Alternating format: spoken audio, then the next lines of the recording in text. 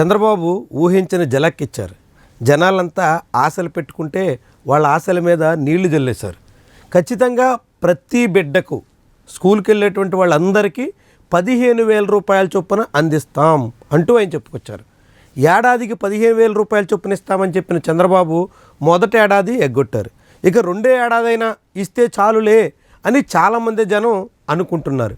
ఇలాంటి దశలో తల్లికి వందనం పథకానికి చంద్రబాబు ప్రభుత్వం గైడ్లైన్స్ జారీ చేసింది. గైడ్లైన్స్ బట్టి చూస్తే ప్రతి లబ్ధిదారుడి ఖాతాలో 2,000 రూపాయల చొప్పున కట్ చేసేందుకు ప్రభుత్వం పూనుకుంటుంది.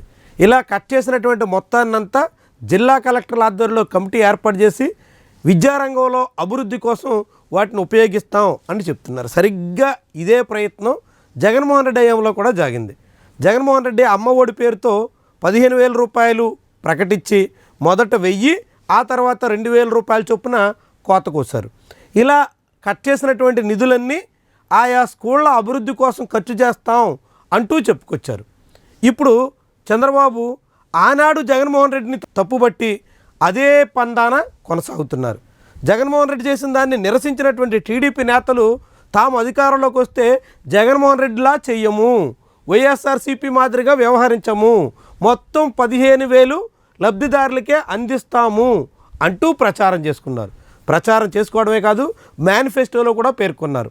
సూపర్ 6లో కూడా ప్రస్తావించారు. పవన్ కళ్యాణ్ అయితే షణ్ముఖ వ్యూహం అంటూ కూడా పేర్కొన్నారు. పవన్ కళ్యాణ్, చంద్రబాబు నాయుడు, నారా లోకేష్ అందరూ చెప్పినటువంటి మాటలన్నీ ఇప్పుడు నీరుగారిపోయాయి.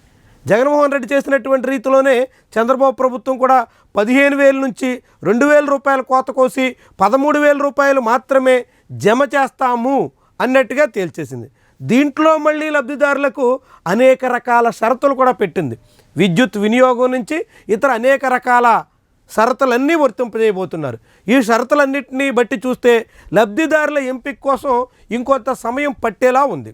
మరి నిజంగా ఈరోజు ఎంతమంది లబ్ధిదారులకి తల్లికి వందనం జమ అవుతుంది, మిగిలినటువంటి వాళ్ళందరికీ ఎప్పట్లోగా ఇస్తారు అన్నది తేలాల్సి ఉంది. ఇట్లా ఎవరైనా లబ్ధిదారులకు అర్హులకి పథకం అందకపోతే వాళ్ళందరికీ కూడా గ్రీవెన్స్ నిర్వహించేందుకు మళ్ళీ గైడ్లైన్స్లో ఒక విధానాన్ని కూడా ప్రవేశపెట్టారు. ఇట్లా చంద్రబాబు ప్రభుత్వం చేస్తున్నటువంటి ఈ తంతు, ఈ ప్రయోగాలన్నీ కూడా చాలామంది లబ్ధిదారులకు ఈ పథకం అందబోదు అనేటువంటి సంకేతాలు ఇస్తున్నట్టుగా కనిపిస్తుంది. ఎందుకంటే డైస్ లెక్కల ప్రకారంగా ఆంధ్రప్రదేశ్లో మొత్తం 87,000 మంది విద్యార్థులుంటే అందులో 67,000 మందికి మాత్రమే తల్లికి వందనం అమలవుతుందని ఇప్పటికే ప్రభుత్వం అధికారికంగా వెల్లడించింది.